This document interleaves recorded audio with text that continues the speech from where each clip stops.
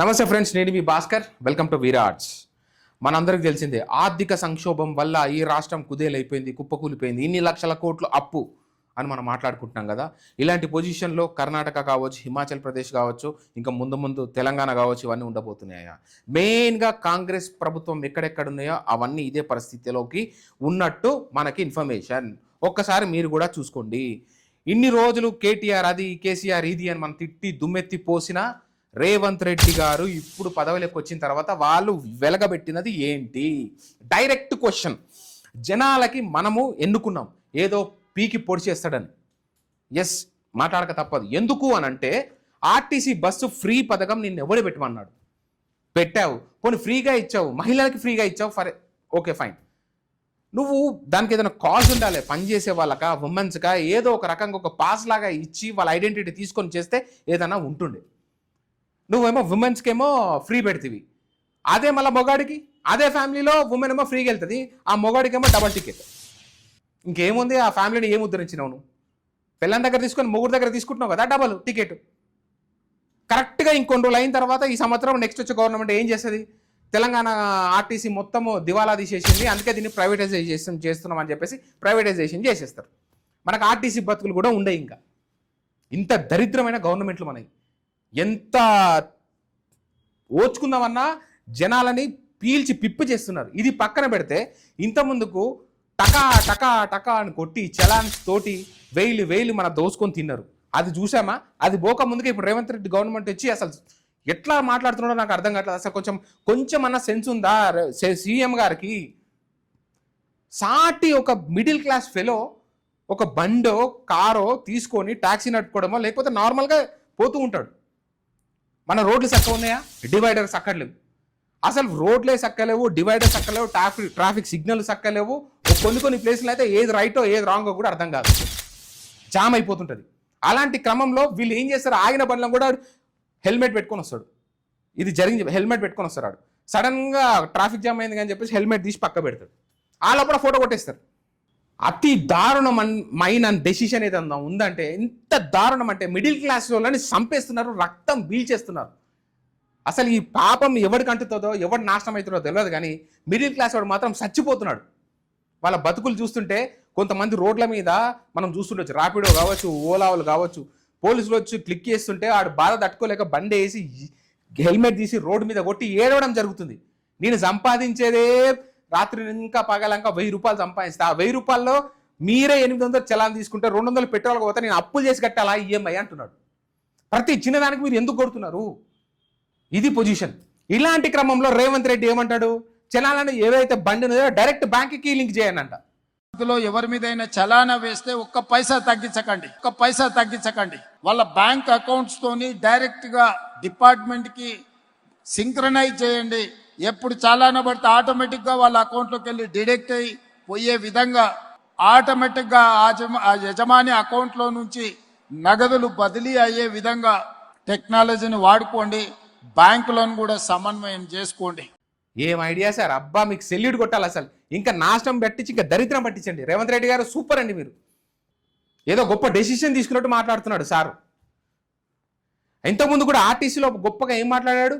ఎవరన్నా ₹1 అడిగితే నా ఫోటో తీసి చూపియండి అని మాట్లాడుతున్నాడు. మళ్ళీ ఆయన మాట్లాడతాడు, ఏమంటాడు? నన్ను నిలువున కోసిన రూపాయి లేదు. ఆయన కొత్త స్కీములు తీసుకొస్తుంటాడు. మళ్ళీ పైసలు లేనాడు, మళ్ళీ స్కీములు ఎందుకు? మీరు ఎందుకు ప్రామిస్ చేసిరు? ఫాల్స్ ప్రామిసెస్ మీరు ఎందుకు చేసిరు? ఇంతకుముందుకు టీఆర్ఎస్ గవర్నమెంట్ కూడా చేసింది ఫాల్స్ ప్రామిసెస్, వాళ్ళని నెరవేర్చలేకపోయారు. ఇంకా వాళ్ళని మించి చేసినావు నువ్వు. కనీసం మీరు కరెక్ట్గా అడగండి, ఊళ్ళలో కావచ్చు, బయటలో కావచ్చు, వీళ్ళు ఏవైతే హామీలు ఇచ్చిరో అవి నెరవేరుతున్నాయా? మీరు పనికి మళ్ళీ హామీలు ఎందుకు ఇస్తున్నారు? వెజిటేబుల్స్ ఎంత? కూరగాయలు కొందామంటే 1000 రూపాయలు లేకపోతే కూరగాయలు అసలు. నూనె పెంపు, పప్పులు, ఉప్పులు అన్నిటి మీద ప్రైజులు పెంచేసేయండి. ఒక్కటి కూడా వదలకండి. లాస్ట్కి పెట్రోల్ మీద కూడా ప్రైజులు పెంచేసేయండి. మీరు రోడ్లు వేయకండి, ట్రాఫిక్ ప్రాబ్లమ్ని సాల్వ్ చేయకండి. ఎక్కడైనా గుంతలో రోడ్ వేస్తా, ఫర్ ఎగ్జాంపుల్ గట్కేస్ గారి దగ్గర ఒక రోడ్డు ఉంది, సంవత్సరం అయింది, దాన్ని తవ్వుతున్నారు, పిక్తున్నారు, చేస్తున్నారు తప్ప ఇంతవరకు రోడ్డు కాదు.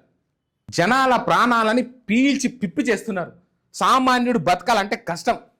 వీడు సంపాదించేది ఏంది? వీడు సంపాదించిన సంపాదన కనీసం పిల్లలకు తిండి కొట్టుకుని కన్నా సరిపోతుందా? మీరు ఒకసారి ఆలోచించండి. మధ్యతరగతి బతకాలంటే ప్రాబ్లం అయిపోయింది.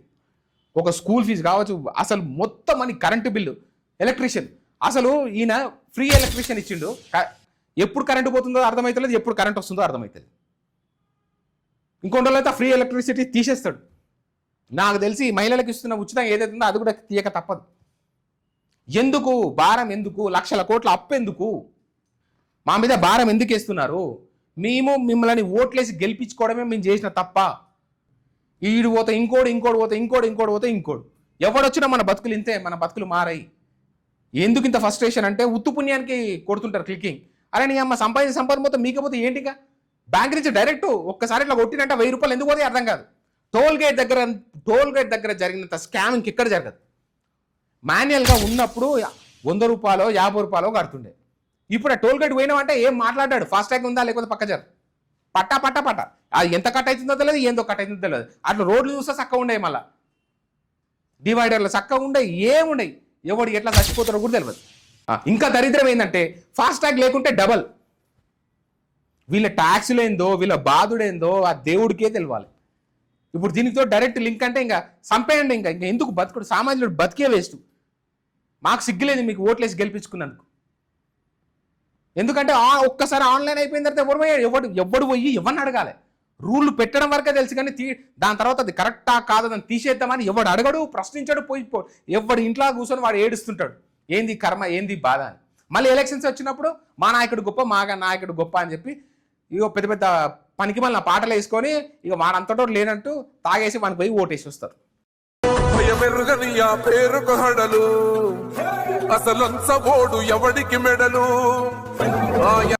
ఈ దరిద్రం ఎప్పుడు పోతుందో అర్థం కాదు, కానీ సామాన్యుడా మేలుకొని ప్రశ్నించడం స్టార్ట్ చేయి. వీళ్ళు పనికి మాలిన హామీలు ఇస్తున్నప్పుడే ప్రశ్నించాలి, కాలర్ పట్టుకొని. అప్పుడైతేనే చక్కగా అవుతారు. మీరు ఏదైతే అధికారంగా ఏదైతే గవర్నమెంట్ ఉందో దాన్ని సక్రమంగా నడిపితే చాలరా బాబు. మీరు హామీలు ఇవ్వకండి, మీరు మా దగ్గరికి నుంచి దోసుకోకండి. మీరు పర్ఫెక్ట్గా పరిపాలన చేస్తే చాలు మాకు. అంతకు మించి జనాలు ఏం కోరుకోవట్లేదు. రేషన్ గురించి మనం మాట్లాడుకుందాం. రేషన్ ఇస్తాడు ఆయన. రేషన్ ఇచ్చిన తర్వాత ఫాల్స్ ప్రామిసెస్ ఎందుకు చేస్తారు? మన దగ్గర ఏది ఉందో జనాలకు నిజాలు చెప్పి అదే ఇవ్వండి కదా. అది కరెక్ట్గా వస్తుందా లేదా అని కరెక్ట్గా చూసుకోండి. ఒక జ్వరం వచ్చినా, ఒక రోగం వచ్చినా, రొప్పు వచ్చినా గవర్నమెంట్ నిలువులా ఏవైతే హాస్పిటల్ ఉన్నాయో దోసుకుంటున్నాయి. మీ గవర్నమెంట్ హాస్పిటల్ ఏమైనాయి? సూదు ఉంటే మందు ఉండదు, మందు ఉంటే సూదు ఉండదు. అలో అట్లీస్ట్ ఒక ప్రెగ్నెంట్ ఉమెన్ కూడా పోయి ఆడ డెలివరీ కావాలంటే నానా రకాల సావుస్ వస్తున్నారు. ఇప్పుడు ఈ గవర్నమెంట్ కావచ్చు, ఇంత ముందు ఉన్న గవర్నమెంట్ కావచ్చు, మీరు ఒక ఎడ్యుకేషన్ కావచ్చు, లేకపోతే అట్లీస్ట్ ఈ హాస్పిటాలిటీకి సంబంధించి ఈ రెండున్న చక్కగా ఇవ్వండి కదా. ఇవే మెయిన్ దోపిడీకి కారణాలు. వీటి గురించి ఎవ్వడు ఆలోచించాడు. నేను ఒక రాజుని, నేను ఇది ఇచ్చేస్తున్నాను, ఇది చేసేస్తున్నా, ఇది నాదే సీటు, నేనే నెంబర్ 1, నేను చెప్పినట్టే వినాలే, నేనే పీక్ పోటీ చేస్తా, నన్ను మించినోడు లేడు అన్నట్టు పెద్ద ఒక డిక్టేటర్ లాగా వీళ్ళు బిహేవ్ చేస్తారు. మనం అనవసరంగా హిట్లర్ని తిట్టుకుంటున్నాం, కానీ హిట్లర్ని మించిన నికృష్టులు, నీచులు మన దేశంలో ఇంకెంతో మంది ఉన్నారు. వాళ్ళే పొలిటీషియన్స్. జనాల రక్తాన్ని పీల్చుకుంటున్నారు. వాడు డైరెక్ట్గా గన్ను పెట్టి కాల్ చేశాడు, కానీ వీళ్ళు నరరూప రాక్షసులాగా టార్చర్ పెట్టి ఫ్యామిలీలని, ఒక మధ్యతరగతి ఫ్యామిలీలు కావచ్చు, ఇవన్నీ కావచ్చు, సీరియస్గా చెప్పాలంటే మధ్యతరగతి ఫ్యామిలీ కావచ్చు, కొంచెం ఉన్నోడిని కావచ్చు, వాళ్ళని కావచ్చు, మొత్తము పేదవాళ్ళ కింద వీళ్ళు చేసేస్తున్నారు. నిలువు దోపిడీ, ట్యాక్సెస్ కింద, దీని కింద తీసుకొని పేదోని చేసేస్తున్నారు. గవర్నమెంట్లు ఎందుకున్నాయి? జనాలని ఆదుకోవడం కోసం ఉన్నాయి. జనాలని వాళ్ళకి పరిపాలన ఇచ్చి వాళ్ళని మంచి చెడు చూడడానికి ఉన్నాయి. కానీ వీళ్ళేం చేస్తున్నారు? జనాలని బీదోళ్ళని చేస్తున్నారు. ఏ గవర్నమెంట్ అయినా కావచ్చు. దీన్ని ప్రశ్నించాడు ఎవడు?